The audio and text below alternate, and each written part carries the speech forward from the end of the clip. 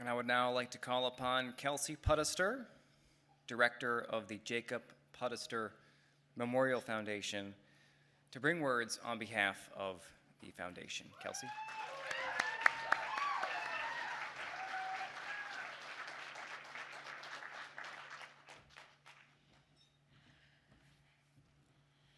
Good evening, everyone.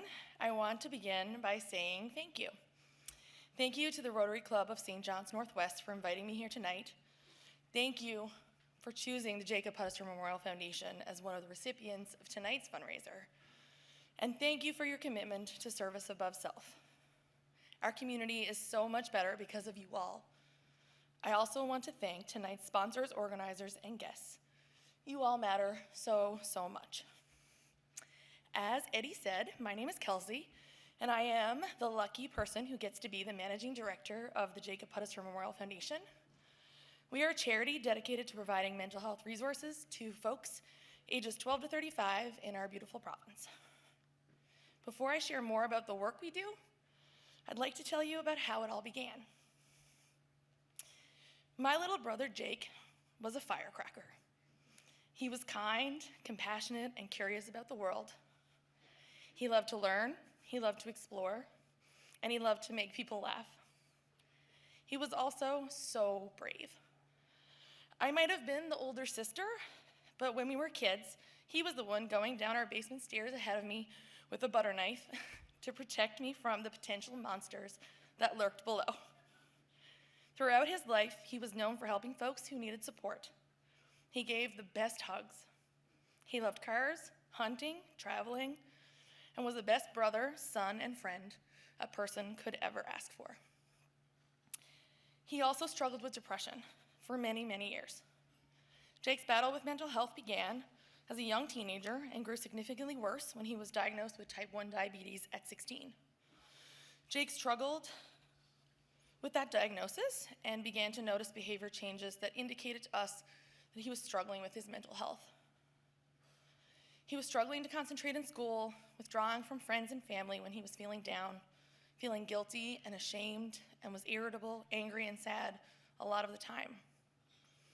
Through it all, there were always glimpses of the Jake from before, but we knew that the monster of depression was getting stronger as the years passed. Over the years, we made many attempts at helping him access mental health resources, but one major thing prevented him from engaging in that help: shame. Jake, like so many young people, truly believed that he should be able to get better on his own without any help or support. He was ashamed that he was experiencing depression, and he didn't feel like he should need to take medication or go to therapy to receive that support. He felt like he should be able to get over it or grow up, and he was never able to accept the help that we were offering. Our beloved Jake died by suicide on August 24th, 2016, at the age of 21. In the depths of our grief, one thing became clear to us as a family. We knew that his legacy was as powerful as the love he had for his friends, family, and community. We had a strong desire to create change in our province in honor of Jake. It was my turn to face the monster in the basement. It was our turn to be as brave as Jake was. With that knowledge, we formed the Jacob Puddister Memorial Foundation, and today, JPMF is a thriving charity that is providing life-saving mental health resources to youth in our province.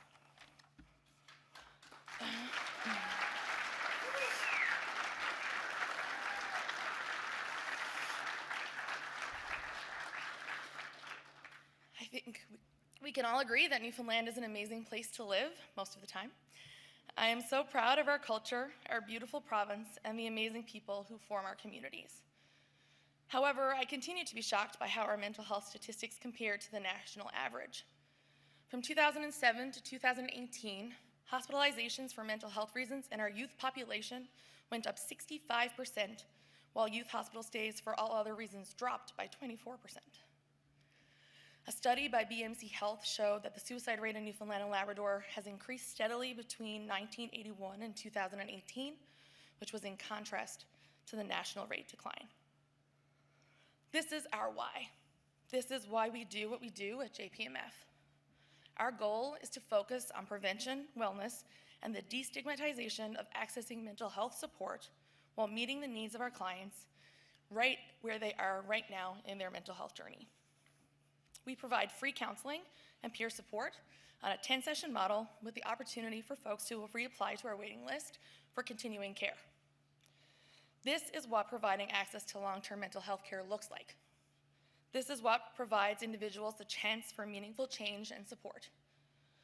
We aren't providing a Band-Aid solution or temporary solution, but rather we provide a comfortable and safe place for youth to engage in a variety of evidence-based long-term counseling treatment options that work for them. Since beginning offering direct services in late 2019, we have grown our team from 1 to a team of 9 therapists and 1 peer supporter. We have provided long-term mental health care to over 1,050 youth in our province who have collectively made over 10,000 counseling appointments, 1,066 peer support appointments, and we've provided 358 counseling supervision sessions. We've trained 13 Masters of Counseling Psychology students. When we opened our waiting list on March the 1st, we had 89 requests for services in 22 minutes. 89 courageous youth reaching out for help, 89 more chances for us to provide a safe place for them to land. 89 folks, and so many more, willing and wanting to take steps toward their own wellness, recovery, and future. There is still a huge need for these services in our province, and we won't rest until that need has been met. This job is really hard sometimes. Holding space for youth who are struggling as my brother struggled is challenging. Trying to fill gaps in our system with limited resources weighs heavy on my heart every day. That weight gets significantly lighter when we receive feedback from our clients about the amazing team we've built at JPMF. One client recently wrote, "I am just so grateful for this program and opportunity to work with Robin. I applied last winter because I was confident I would not survive the winter on my own. I am moving into 2024 with the tools and confidence that even when the hard times come, I can do it. This program is saving and changing lives. I am forever grateful."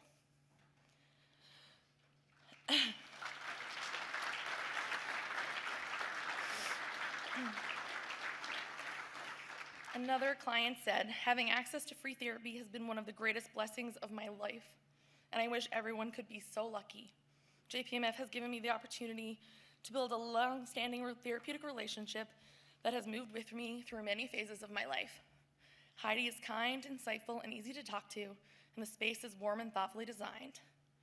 I'm grateful for the work you folks do, and I recommend you to folks all the time." And finally, I don't think you could ask for anything better. I was introduced to JPMF through a schooling class program when I was in school, and it was used for training.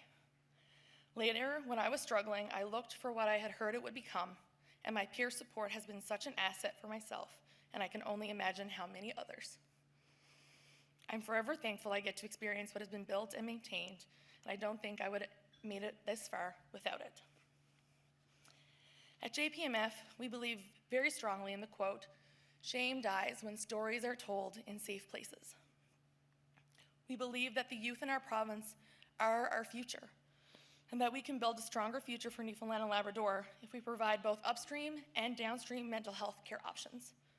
We believe that by having conversations like the one we're having right now, we decrease the stigma associated with mental health and increase the likelihood that someone will reach out for help before it's too late.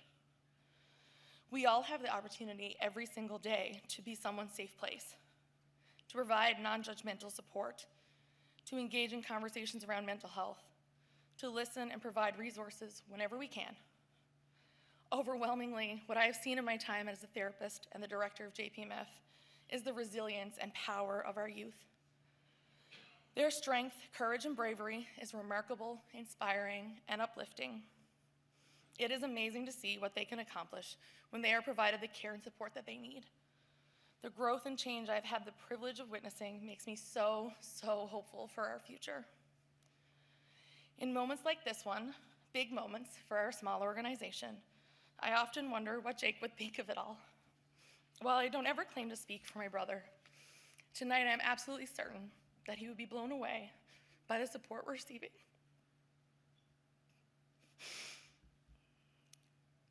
I am asking you, humbly and with my whole heart, to consider the ways that you may continue to help contribute to long-term mental health care in our province.